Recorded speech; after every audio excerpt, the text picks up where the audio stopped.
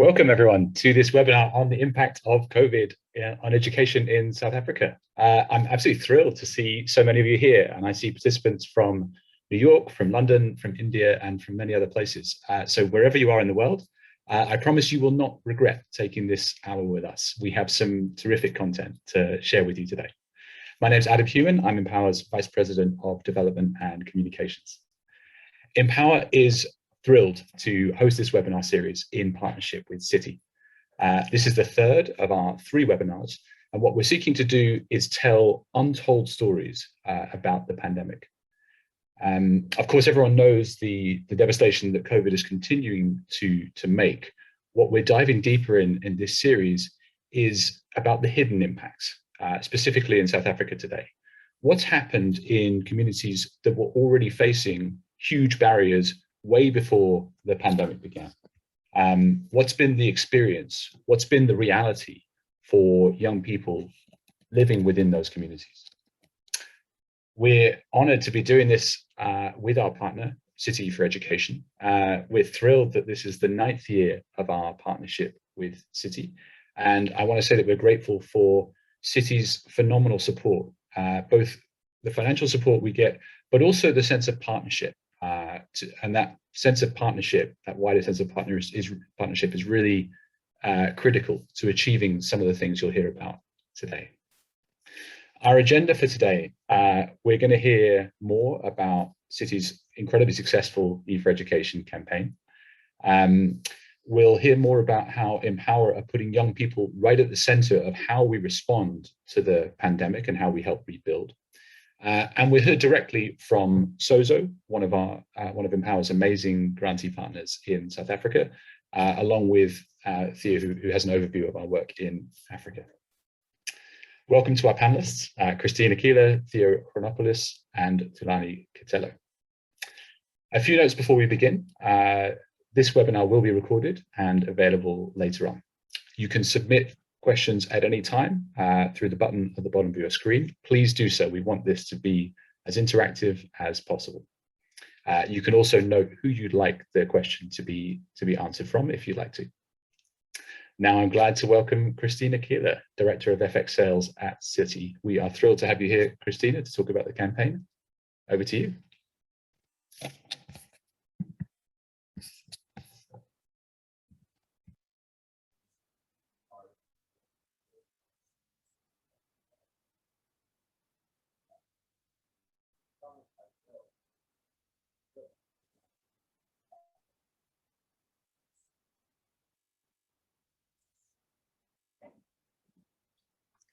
Thanks, Adam.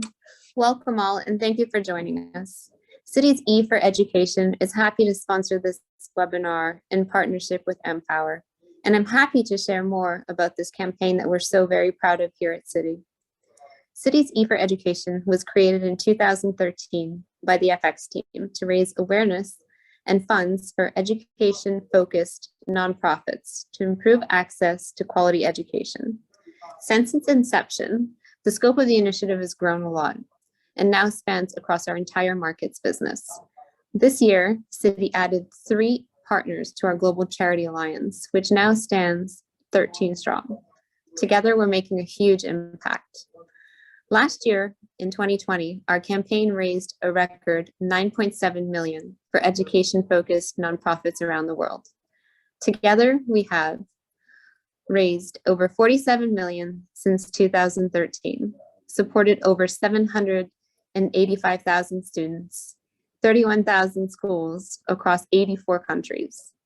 Additionally, I'm very proud to say that this year, Citi has hired 2 full-time analysts into our markets business from the scholarship program created by E4Education.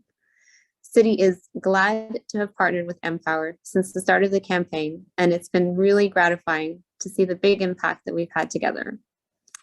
Through Citi's support of Empower, over 125,000 young people have been directly impacted around the globe, including over 70,000 girls. These young people, they've been able to stay in school, improve their educational outcomes, receive higher quality education that's relevant in 2021, which means they're more prepared for a successful future. From now until the end of the month, October 29th, Citi will donate a portion of trades to 13 nonprofit organizations, including Empower. We're not really asking our clients to go out of their way to trade with Citi. The business they do with us during the campaign period will automatically help us to continue to change lives around the world. We're looking forward to sharing more about Empower's work today and the impact we have together. Adam, back over to you. Thank you. Thanks so much, Christina. And I have to say that for Empower, the E4Education campaign has truly been a game changer for us. And as you were saying, it is about more than money. I was reading a great interview with Aite Tuchman, Citi's global head of foreign exchange, who was talking about the importance of, as you were saying, partnership, true engagement. And so I'm delighted to have this opportunity on Empower's behalf to talk about the impact that Citi E4E is making in communities. As you said, in numbers, directly through Citi's contribution, Empower has been able to impact over 125,000 young people, which is an amazing, amazing record. But the broader impact of our partnership with Citi is what we're really proud of. Our world at Empower is all about making sure that young people who are living at the margins have the skills, have the opportunities, have the power to reach their own potential. And we're proud to have touched the lives of over 2 million young people since we began just over 20 years ago. Empower partners with nearly 100 local organizations across 15 emerging market countries. Each of these partners have deep, deep roots in their communities. We ensure that money raised through Citi gets through to the right places, that the funds are able to make an immediate impact in the lives of young people. And we build long-term, 10-year relationships, and that's really unusual in the sector we're in. And we do it very intentionally, 10-year relationships, so that we can help our partners to do what they do even better. And that's trying to bring about that change that's really going to be sustainable within communities. During lockdowns and during the travel restrictions of the last 18 months, the local organizations we support was sometimes the only way that support could actually get through. Responding to urgent needs in their communities, our partners had to pivot away from what they usually do, activities like skilling, social entrepreneurship, sometimes just to meet basic needs in their communities, such as food aid. To help with that process, we de-restricted funding, we provided emergency funding for them to do so. But the needs of young people in emerging markets are changing. And we know that because we ask them directly. We really believe at Empower that young people are experts on their own lives. They're the ones who are best positioned to inform practitioners, to inform policymakers about the changes that they want to see. The title of this webinar series is COVID in Her Voice, because that's the title of the research led by girls themselves. Using a participatory action research methodology, adolescent girls interviewed their peers across 7 different locations, and they brought out what their worries are, what their challenges are, how to overcome them. And what's important is that the strategic recommendations from that report that form the cornerstone of our response come from the girls themselves. What those young women told us is that this is truly a pivotal moment. They told us they're worried about their education. They're worried about the opportunities in their lives. They told us about an increased pressure to get married. They told us the problems of online access, with many not being able to access at all. And they told us about the need for a deepened focus on mental health. But they told us, most of all, that in order to realize any of these suggestions, what they really needed was a seat at the table. They told us that actually, in the way that we respond to this pandemic, we need to unlearn some of the things that have not been effective until now. We need to build back in a way that's more inclusive, a way that puts young people, particularly girls and young women, at the center. It's their own voices, it's their own leadership that must forge the way forward. To bring this to life in the context of South Africa, I am really thrilled for our next conversation. and thrilled particularly to welcome Theo Chronopoulos, Empower Senior Program Officer for Africa and Russia. And he develops and leads Empower grantee partnerships in South Africa, in Nigeria, in Ghana, and in Russia. And he'll be interviewing our special guest today. Theo, over to you. Thank you, Adam. It's great to be here. Despite having one of the strongest economies on the continent, South Africa is consistently ranked as one of the most unequal countries in the world. Over half the population lives below the poverty line and 20% live below the extreme poverty line. This inequality has far-reaching consequences for young people trying to grow up, get an education, and stay healthy. You're all in this call probably very familiar with the economic and political challenges that South Africa faces. But on top of this, I want to suggest that a number of other crises intersect. The first would be the impact of inequality and corruption on the social fabric, the ongoing crisis of the country's education system, in which 50% of children do not make it to grade 12 or obtain matric. There's enormously high youth unemployment, about which there are many rates that circulate. The one that shocked me when I was looking for it yesterday was 74% in those aged 15 to 24. And of course, there is a mental health crisis where 1 in 3 South Africans will be diagnosed with a mental health condition during their lifetime. And this compares, to 1 in 4 in the UK and in the US. The COVID pandemic has exacerbated many existing issues and created new ones. The long lockdowns and disruption of schooling means that for many children, a year of learning has been lost. Starvation has become a real issue for hundreds of thousands of families. And if it were not for the many NGOs that reached out with food parcels, we would have had a real humanitarian crisis. Finally, isolation, uncertainty, fear of infection, worries about sick relatives or family members, and grief at the passing of loved ones have aggravated existing mental health issues and created new ones. Empower's work in South Africa focuses on changing this reality. We work in partnership with 16 grantee partners, and I'm excited to share a conversation that I had with one of them, the Sozo Foundation. Founded in 2011, Sozo works to empower young people in Vrygrond in the Cape Flats, south of Cape Town. Their Edu Center, which you will hear more about in a moment, empowers high school students to achieve their full potential and become leaders for positive change in their own communities. Their skills development program offers young people who are not in education, employment, or training the opportunity to train in market relevant skills. Sozo has developed a very interesting model that not only places many graduates with local businesses, but also creates employment within the organization. Sozo is rooted in and exclusively focused on Vrygrond, a community of 45,000 people living within a square kilometer of land. This exclusive focus on one community where both the staff and young people live is, I think, special. And they are a trusted resource, making a difference for a population facing many, many challenges. To dive into Sozo's work on education, I had the chance to speak to Tulani Kitello. He's a project manager at Sozo.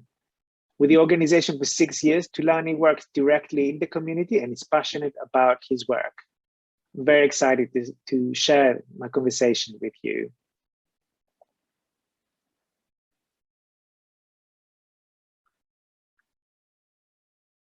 Welcome, Tulani, and thank you very much for joining us. How are you? I'm well, thanks, Theo. And how are you? I'm very good too.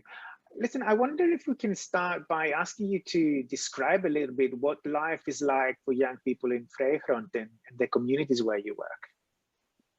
Sure. The community that we are working in Vrygrond is quite very complex. It's a very small area with quite a lot of people living in it, not just from Cape Town, but from Africa as a whole. Very disadvantaged area in terms of resources, your education, no high school ever since Vrygrond started. And the only one primary school that is at Vrygrond can't even be enough to take on the kids that are coming from Vrygrond. And the levels of dropout from the young people, especially the ones that are just starting their high school, is very high, because they need to be traveling to nearby areas to access high school education in other areas that are obviously far, that maybe in the long run parents do not even afford transportation for the kids to get there. And we living in a area where it is ruled by gangs that are dealing with drugs. Drug abuse is very high, and lack of role models which are possessing good morals, and kids grow up looking up to these gangsters and thinking that, becoming one of these gangsters is just the easy way out of life, because they will be able to gain some status, gain some sense of belonging. And in terms of the young people, they grow up into that. Some do make it out of the gang and not end up in prison or dying, but even the nearby areas, like where we will have a Capricorn business park that is filled with so many companies, businesses that are doing different types of production, but they find it hard to be employing any young person from Capricorn, because they will be saying that person is unemployable. There's a lack of education from that young person. There's a lack of a skill. There's lack of experience. So that person now is being regarded unemployable. From time to time, you will get violent attacks against maybe gangsters or taxi drivers, where the whole area will be closed, sometimes for a week, sometimes for 2 weeks, sometimes for a whole month. Nobody's able to go to work. No kid is able to go to school. Even us running the NGOs within the community, then our lives are at risk. That's really how complex the situation is. But we are striving and surviving bit by bit with one young person at a time. Yeah, you spoke about the violence. And I wonder, and you said that sort of disruption may even last about a month. But I mean, how many times a year something like that happens? It would happen maybe 3 times in a year. For an example, even this year, we had a total shutdown of taxis, not just in our area, because of 2 taxi associations that are fighting with a route that is even in the northern suburbs. But now it was affecting everybody else. So if it's not the taxis, it will be gangsters, and then all of that will be distracting. You can't be sending kids to school because they are not safe.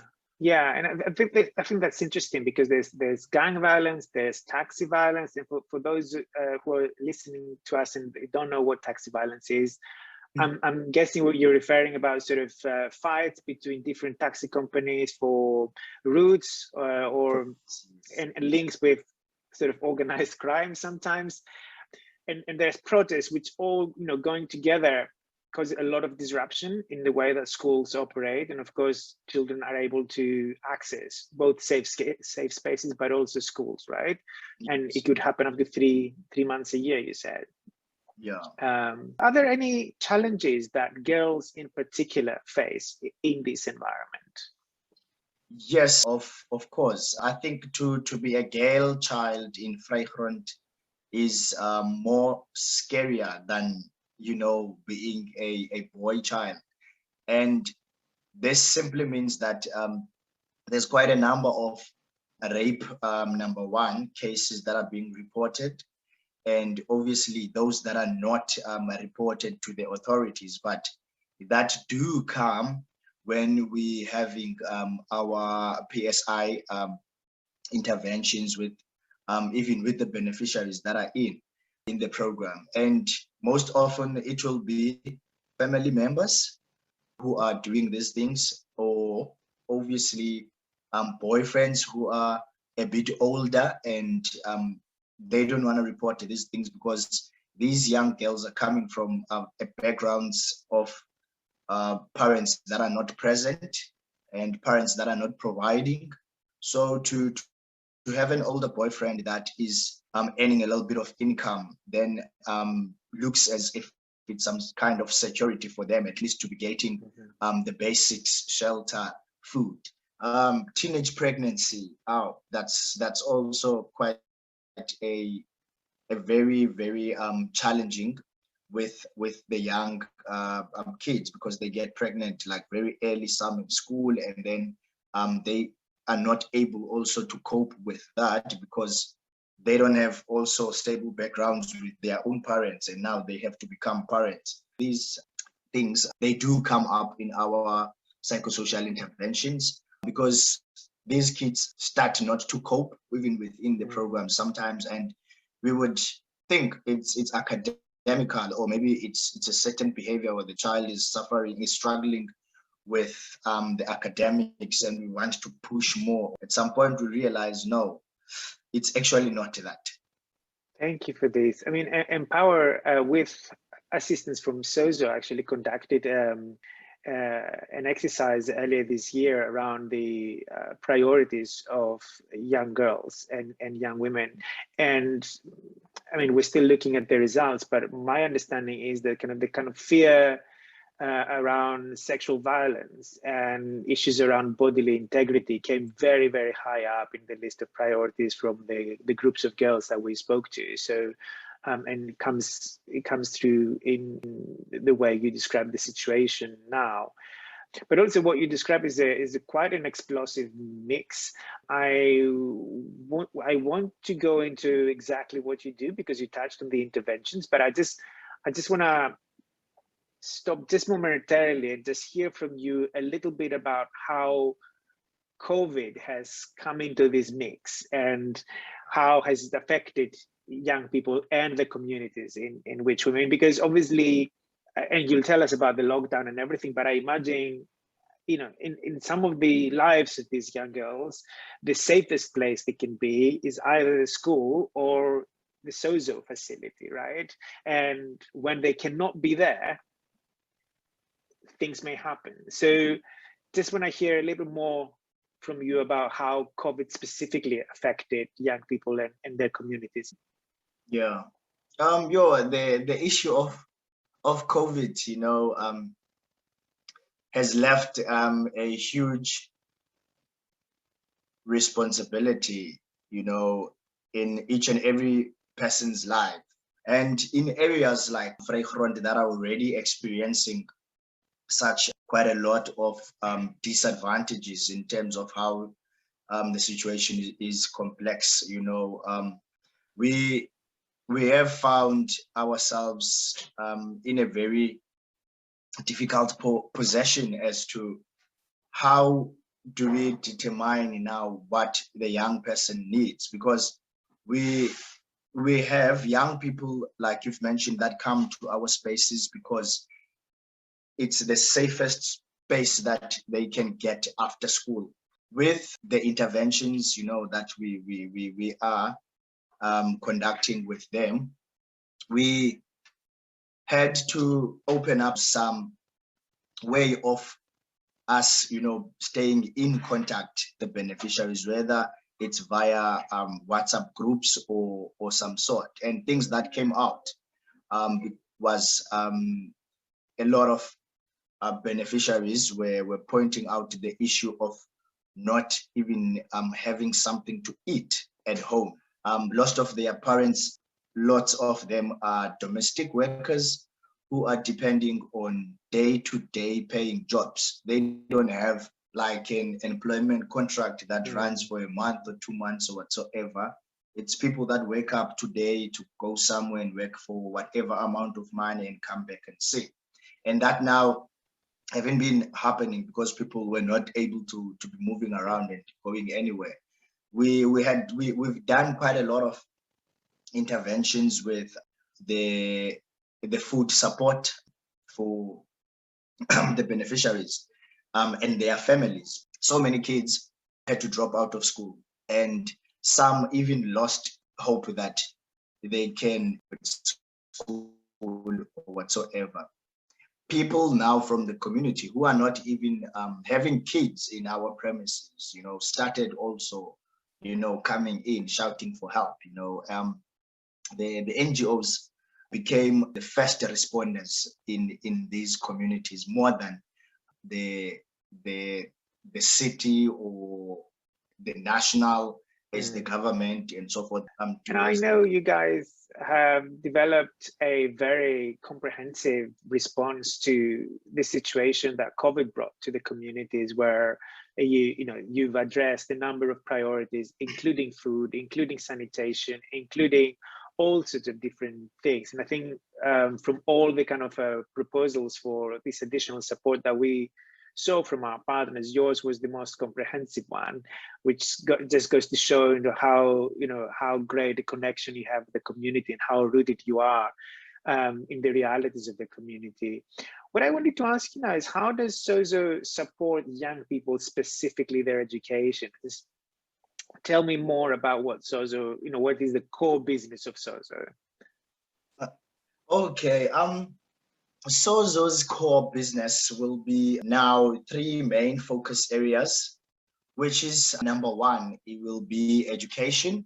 And then from our education program, we will have some intervention also to youth through our skills development program.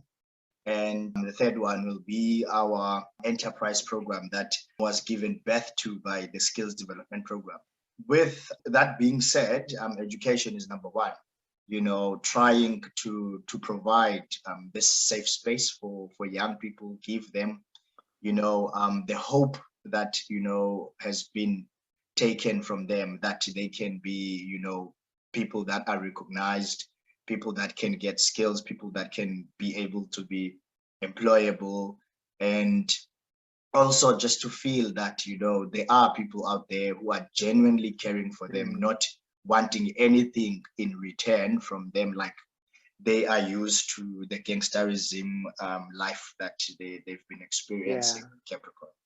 So in our after school program, which we call it Edu Center, we offer young people from Vrygrond who are attending high school in the outside areas some assistance with their academics through tutoring that happens in the afternoons when they come back from school. That happens from Monday to Saturdays, and they get support for all the different subjects that they are doing. We're offering assistance in all the subjects, and we have tutors who are volunteering in the program to assist these young people. Volunteers like retired high school teachers, university students, also teachers that are still in school but who are interested in giving back to their communities. And we also seen something, a very good turnout from our alumni students who are now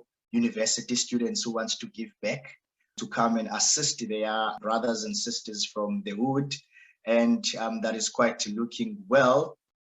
And throughout, ever since we've started Youth Cafe, we've seen the need from the community, and that shows with the number of applications that we are getting, because these young people work with us a whole 5-year journey from standard 6 up until they get to their matric. And this helps them to link them to universities, to further education, which is something that they really needed, which is why they're staying this whole 5 years with us.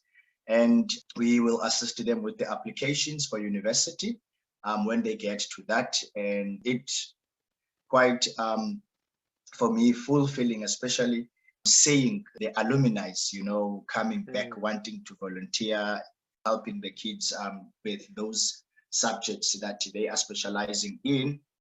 And the after school programs are quite more quieter spaces for them and more specific in terms of focusing, rather than a normal classroom that they will be sitting in a school where they don't really get the attention that they're really looking for from their teachers because of the number of beneficiaries that are in the classroom.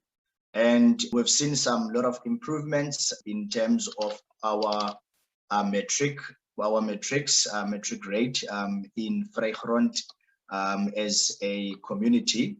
We've had the 92% rate of young people that passed matric in the year of 2019, which is obviously the year before the pandemic. And great, that's fantastic. You know, seen some challenges through the pandemic, but we've seen quite more resilient, young people that even this year came back and asked to do a sort of volunteering or internship, trying to upgrade their subjects so that they can be able to apply for university. And that's where our second chance, program within the education program that we are running came in. Out of everything else that is bad that COVID has brought, but it has also brought some innovation, heads into us as community development practitioners, because the second chance program is really now giving the beneficiaries a chance that there is still hope and we are still continuing. Part of the intervention throughout the education program, we obviously have our PSI, psychosocial intervention support, where we have social workers within the organization that are directly working with the young people on one basis in supporting them with their psychosocial needs. And also we always get volunteers from. I think also connect with what you mentioned before around the how many of the learners that come into the program find themselves in a safe space and then open up about what is happening to them and how that's affecting their lives, but also their education chances, right? Yes, academics on its own in an area of Vrygrond can be something very broad, and complex, because you will really have to explain how is that looking like holistically. And growing up, I've seen also, and also seeing in Vrygrond, that a kid that goes to high school that didn't have sufficient nutrition, the previous night, wakes up the following morning so tired and not have the energy level to be concentrating, in a classroom. And which now also has brought into our attention that some of the intervention we must have with the young beneficiaries in order for them to be, keeping the positive mindset and the energies is our nutrition program. Academics on its own will on a young person that comes from Vrygrond will just not be enough if it's not holistically supported by your psychosocial intervention, your nutrition, your sanitation programs, and also programs for girls and young boys as well. These tutors, they actually become like parents who are able to, teach their kids, which is something that you don't get into our community. I remember, I think about 2019 as well, I've realized that in our after school program, we were actually working with 20 different high schools, that are around these areas, that these young people, 100 young people are attending 20 different high schools. And that's also speaks volumes. These are running through the holiday programs, because also that is a very crucial time in an area like Vrygrond to have your kids at home during holiday, because some parents are not even at home, they are at work, so kids can be at risk. So that intervention also of continuing, just because the schools are closed, it doesn't mean that the safe space for the young person to be accessing, information, to be accessing nutrition, to be accessing psychosocial support, and just to be, accessing a space where they can be free and open-minded. It's been amazing, how the community also is receiving it, because I think that's also very important, getting parents asking me how they can get their kids in the after-school program. It really shows that the community is really welcoming. Yeah, and just to summarize what I'm hearing from my side, I'm hearing that a young person can come to Sozo because it is a very safe space in their community where they will get food for the day, at least one meal of the day, a very good balanced meal. They will get support for their school. They will have access to computers. They will have access to spaces where they can play during the holiday period and where they can be safe. But also there's a place where they can access other kind of support. If something's happening at their homes, then their family needs support so that this person may feel again safe or able to focus on their academics. They can find this through the psychosocial support. Yes. And I know I've heard from you and from colleagues in the past that you also had to make mental health referrals where things got a little bit out of hand. So yes, that's quite a lot. And I know that you pass it a little bit, very vaguely, that your matric pass rate was 95% in 2019, which I think is something to celebrate, because this is what all this is for, right? To provide young people with those opportunities that they don't usually get. If I'm to ask you to look back in the past year and just tell me what you are most proud of, either in either how the program or the young people that you work with have responded, what would that be? Sure, would be the resilience that the young people showed towards not wanting to give up, and also being part of the education program throughout this difficult period and time, and the way that they have received it and understood that it has become their only hope with the schools and the education system departments were back and forth, opening on this day, closing the schools on that day, and so forth and so on, because our tutors were online and were available. I would say the good things that came out with this COVID is that now we have learned to think outside the box. It hasn't been easy to do that, but I'm just so proud now that even myself, today I'm so comfortable to be sitting in a Zoom call and be conversing and all of this. And yeah, also but for me it's just the beneficiaries. I really thought now that maybe the guys were just gonna disappear. We're never gonna hear from them again. Then like this is now the whole world's problem.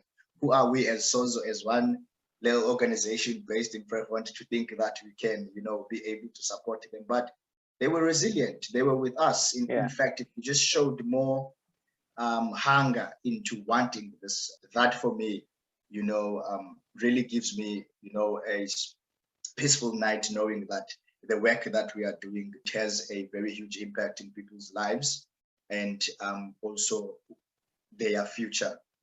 Great. So I'm very much happy with that. That's fantastic. What do you hope for the future?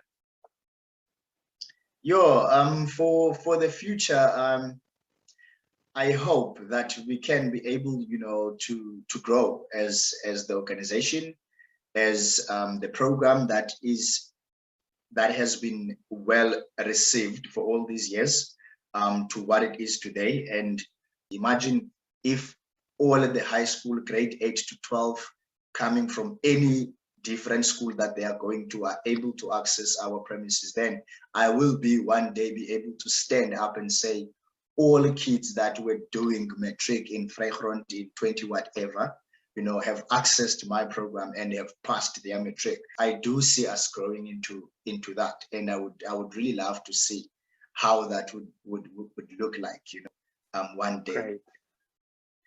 Thulani, thank you very much for your time. Thank you. You are welcome, Theo. Thank you very much as well.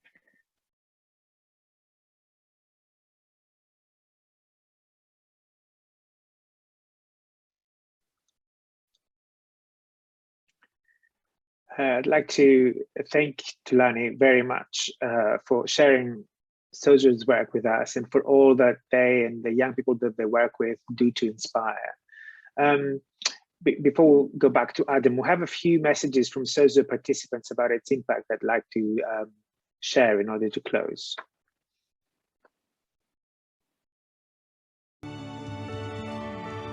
The minute you are enrolled and you are in Sozo, it's like this clear mindset, and there's this light that opens where you can see your future and see where you're heading to.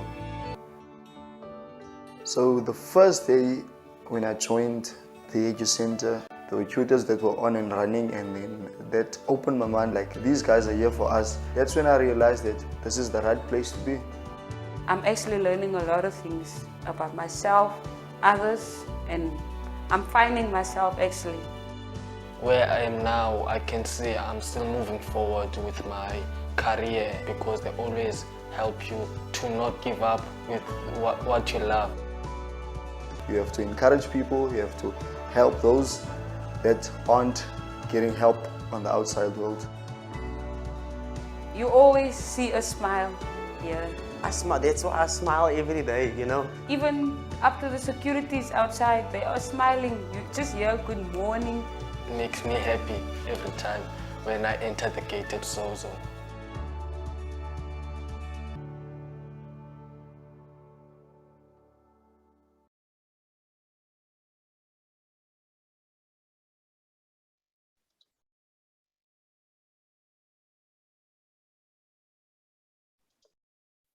Adam, back to you.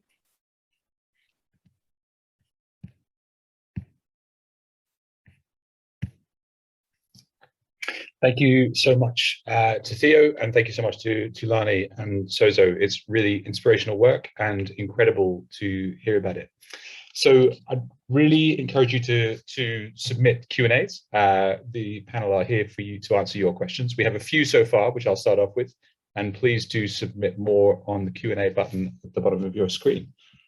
So let me start with the first one, which is to you, Christina. And it's from, I assume, a Citi colleague on how can clients and colleagues best support the Citi E4Education initiative in its last few weeks? Sure. So by dealing with Citi electronically, a portion of the proceeds will go directly towards the campaign. So basically, dealing with us electronically helps. Absolutely, thanks so much. Theo, I think this one's for you. What are some exciting developments in Empower's work in Africa? So I think, thanks for the question. I think there's two kinds of developments, both of which are coming from the impact of COVID, which is what young people has asked us to do, but also who I think reflect kind of longer term trends in the work that's been done in Africa. And I think the first thing I would say, which is more relevant to South Africa, is a focus on mental health. And that's primarily because we just get to know more about what it takes to help young people succeed in life and have positive outcomes, whether this is in education, whether this is on sort of livelihoods, whether this is on health. So we found it that it's necessary, and I think our partners have found it necessary, as I think Tulani alluded to begin to address trauma and distress in their programs, whether this is, again, education, livelihoods, or health programs, to ensure that young people have better outcomes. And there's a whole variety of ways in which we do that, and we look, and I can go into this if people are interested, but we also looked at how this is done very recently and asked young people in South Africa. So we have a lot of feedback from that. In Ghana, I think a new emphasis has been around helping young women and girls return to school, because although Ghana was less affected by South Africa or less affected by other countries in terms of sort of kind of the prevalence of the virus and disease, what we have is the lockdowns actually create a situation where girls were left out of school and stayed out of school, whether that's to help out home, whether it is to get married or whatever else. We and our partners have found that very few of the girls that left school actually return. So a lot of the work that we are now supporting our partners to do is to try and get as many of these young girls back to school. And for those who either they think it's too late or they don't want to go back, I think the support kind of focuses more on kind of what kind of skills do they need to set up a business or to get a job somewhere that is a decent job that can get them income, that can make them independent and can help them with their own life choices. So that's in a nutshell. Thanks so much, Theo. Another one come in, which I think is also for you, which is a really interesting one. It's in the programs that you work on, how has COVID had a positive impact on the services that partners offer? So understanding there's lots of negatives around it, but what are the sort of advantages that this change has brought for partners? Yeah, I think looking back, I think the most positive thing was it forced people to think about how to do their work differently. So having so a lot of our partners work together with schools, in schools, outside, or around them. So what happens at the moment you don't have access to the young people, where schools are closed and everybody's forced to stay at home. And I think that organization came up with a whole variety of ways to continue to engage young people, whether that was to deliver the programmatic work online, whether that was through kind of being creative with the kind of program that they deliver, or enriching that program, the program that they deliver with new approaches, much of it around mental health, other around safety and security. The other part of it is we saw all our partners engaging with their communities directly in ways that we had not seen before. So almost all our partners developed intervention, kind of immediate interventions to ensure that young people have food, that they had sanitary towels for the young girls, that they had other ways to sanitize themselves. And also in some instances, they've created I don't want to say surveillance network because that sounds sort of negative, but what I mean is there were people who were going around the houses ensuring that young people, particularly young girls, were safe. And in situations where they found not to be safe, social services were contacted or young people were briefly removed.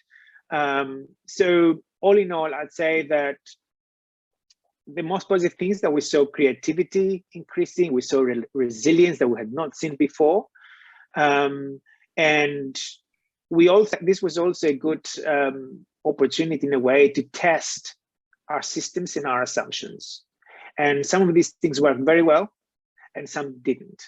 And I think this was the way that we will move forward now is a base of this new knowledge. I hope this answers the question. Yeah, and thanks again. It's a really, really interesting question, and we've seen such big pivots that people have had to make. And as Theo says, that does have some advantages, but also some of the challenges that brings, such as the digital divide that's become even more clear in the last 18 months than it was before, and it was a barrier before. Absolutely.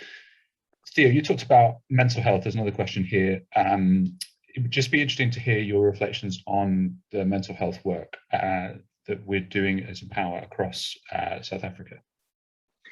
Yeah, so I think the first thing to say is that we all understand more about mental health as an asset. This is not an add-on. This is an essential part of our well-being, of our health, of our efforts to be educated and to live a safe life. And I often ask the question, how do we expect young people to thrive at work if they're not able to regulate their emotions, if they're not able to have proper communication skills, if they're not able to understand themselves? And also, how do we expect them to make good decisions around how they negotiate sex, how they engage in risky behaviors, how do they get on at school? Why do we expect young people to focus at school when they have all these intrusive thoughts, or when things are going on in their family, or if they're bullied. So our approach has been that we will assist our partners working on education, on livelihoods, and on health to enrich their own programmatic work by introducing or incorporating components or approaches that help both continue their work, but also address trauma, address the impact of violence, and address distress in their areas. In some cases, I think some of the attendees of this webinar may have had the opportunity to attend last year's seminar with Ways to Change, which is an organization that uses surfing to engage young people and train them in resilience skills. Have an opportunity to see just one way that this is done. Another way is that we support another organization called the Mudita Foundation, where they work together with educational psychologists to develop an approach that combines learning techniques with resilience and mental health skills to help young people cope and to help them achieve better results with their education, also to stay at school. This is just two examples that I can think of. They're great examples, Theo, and I think they provide an excellent close to this webinar, because one of the things that we hear when we hear from Sozo is the realities facing young people, the barriers that they're facing every day. But one of the most inspiring things that we take away from this is the resilience, is the inspiration that young people provide in spite of those barriers, in spite of the adversity they're facing, to really do amazing things with their lives. And Christina, what you were saying about Citi welcoming 2 graduates from the Citi E for Education program is such an amazing example of that. So let me close by thanking everyone who has joined us today. Thanks to Citi E for Education, and thanks to everyone who makes it possible. And thank you to our speakers, Christina Keeler, Theo Chronopoulos, and Tulani Keleto. We will be sending out a link to the recording of this webinar in follow-up, and it would be great if you would have a look at these websites on screen to learn more. Contact us if you have any questions or you'd love to be involved. We would love to hear from you. Thank you so much, and enjoy the rest of your day.